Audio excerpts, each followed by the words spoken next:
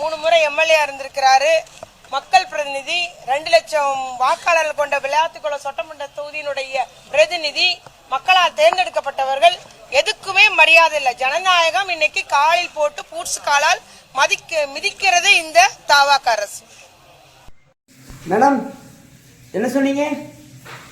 தாவாக்க அரசு ரொம்ப அராஜகமானதா?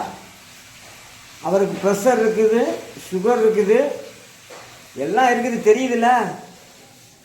அப்புறம் என்ன இதுக்கு போய் தமிழ்நாடு சிஎம்ஐ பற்றி இவ்வளோ தரைக்குறவா பேசுகிறாரு?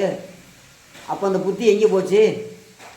இப்படியெல்லாம் பேசுனா செய்வாங்க, நம்மளை நல்லா வச்சு செய்வாங்கன்னு தெரியுதுல்ல. அப்புறம் அந்த புத்தி எங்கே போச்சு? நீங்கள் சொல்கிறது உண்மை. அவர் இந்த தலைவர் இதுக்கு முன்னாடி எம்எல்ஏ, அவர் பதவியில் இருந்தார். அத்த பெரிய மனுஷர், அவளை பதவியில் இருந்தவர், மரியாதை உள்ளவர். ஒரு முதலமைச்சர் எப்படி திட்டணும், இல்லை எப்படி பேசணும், வைக்கணும்னு ஒரு அருகதை இருக்குதா? மண்டையில் என்ன இருக்குது உங்களுக்கு? முதலமைச்சர் எப்படி பேசணும்னு தெரியல. அப்புறம் அவங்களை கைது பண்ணிட்டாலாம்.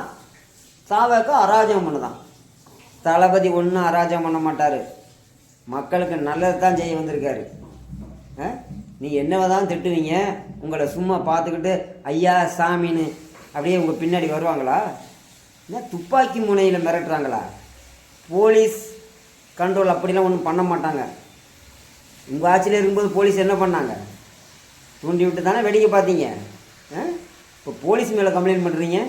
போலீஸு அவங்களுடைய கடமையை செய்கிறாங்க, தப்பே இல்லை. அவர் என்ன சொன்னார்?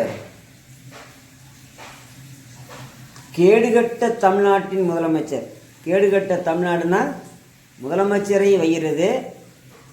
கேடுகட்ட தமிழ்நாடுனா தமிழ்நாடு யார்? அப்போ இத்தனை வருஷமாக தமிழ்நாட்டை எப்படி ஆண்டிங்க? கேடுகட்ட தானே ஆண்டிருக்கீங்க. தமிழ்நாடு மக்கள்லாம் உங்களுக்கு அவ்வளோ கேவலமாக போச்சா?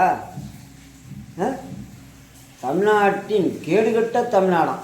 கேடுகட்ட தமிழ்நாடு. அப்போ இந்த தமிழ்நாட்டில் இருக்க அனைத்து மக்களும் கேடுகட்டவங்களா?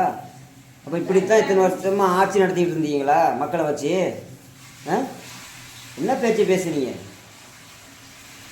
இப்போ கைது பண்ணி உள்ளே போடவும் அராஜகம் பண்ணுறாங்களாம். அராஜகம் பண்ணுறது யார்? நாங்களா நீங்களா?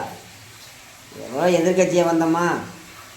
ஒவ்வொரு தொகுதியில் தேய்ச்ச எம்எல்ஏ மக்களுக்கு என்னென்ன செய்யணும் அந்தந்த தொகுதியிலன்னு அதை கேட்டு சட்டமன்றத்தில் போயிட்டு தளபதியார்கிட்ட கேட்டு வாங்கி மக்களுக்கு நல்லதை செய்ய பார்ப்போமா? அதை விட்டு மக்களிடையே இல்லாததெல்லாம் தூண்டி விடுறது, இங்கிட்டு நோண்டுறது. உங்கள் ஆட்சியே இப்படி தான் இருந்துச்சு. அதனால் மக்கள் நல்ல ஆட்சி வேணும்னு தேர்ந்தெடுத்திருக்கா தளபதியை. இப்போ இல்லாதெல்லாம் குறை சொல்கிறீங்க அவரை. இவ்வளோ டீசெண்டாக உள்ளவர் ஏங்க தமிழ்நாட்டு முதலமைச்சர் இப்படி பேசுகிறாரு? இப்போ வந்து மைக்கை பிடிச்சி அப்படியே கத்துறீங்க. அந்த மீடியா எடுக்கிறவங்கெல்லாம் ப்ரெஸ் மீட்லாம் உங்கள் ஆளுங்க. ப்ரெஸ் மீட்டுக்கிட்ட பேட்டி கொடுத்துட்டு உடனே பத்திரிக்கையில் போடுறது, மீடியாவில் டிவியில் போடுறது, அதில் போடுறது, நாட்டு மக்களிடையே ஒரு இதை தூண்டுறது. இந்த பொழப்பே உங்கள் பொழப்பு தான், திமுககாரங்க பொழப்பு தான். இப்போ ஒரு ப்ரெஷர் இருக்கான், சுகர் இருக்கான், பிபி இருக்கான். அப்படிலாம் இருக்கிறவர் எதுக்கு இப்படி ஆணவமாக பேசினார்? பேசினதே தப்பு. கேடுகட்ட தமிழ்நாடுனா என்ன அர்த்தம்?